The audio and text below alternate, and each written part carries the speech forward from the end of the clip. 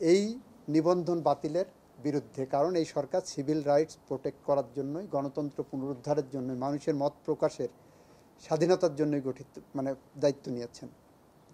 সেই জায়গা দাঁড়িয়ে এই সরকার কখনোই কোনোভাবেই একটি রাজনৈতিক দলের নিবন্ধন বাতিল করার এই প্রক্রিয়া সমর্থন করতে পারে না। আমরা এটাও বলেছি, যারা অপরাধ করেছেন তাদের অপরাধের বিচার নিশ্চিতভাবেই এই সরকার হবে, এটা কমিটমেন্ট সরকারের।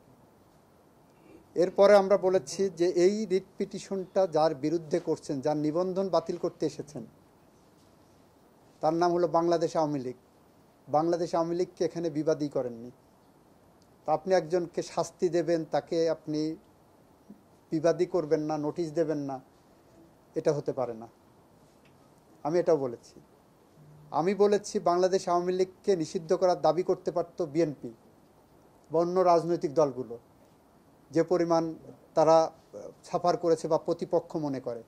এখন পর্যন্ত বিএনপি বা অন্য কোনো রাজনৈতিক দল আওয়ামী লীগকে নিষিদ্ধ করার কোনো দাবি প্রত্যক্ষ বা পরোক্ষভাবে করেননি। আরএফএল কিচেন সিঙ্ক, স্বাস্থ্যকর কিচেনের চিরস্থায়ী সমাধান।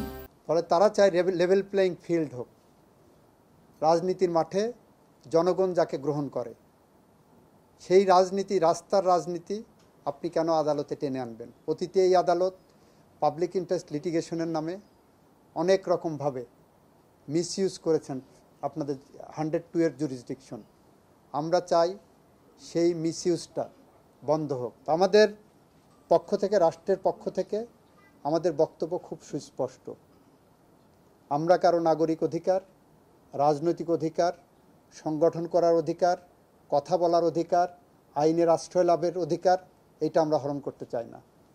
আমাদের সংবিধানের ৩য় অনুচ্ছেদে মৌলিক অধিকার হিসেবে যা কিছু দিয়েছেন, মুক্তিযুদ্ধের মধ্য দিয়ে অর্জিত বাংলাদেশের সংবিধান, আমরা সেটা সমুন্নত রাখতে চাই।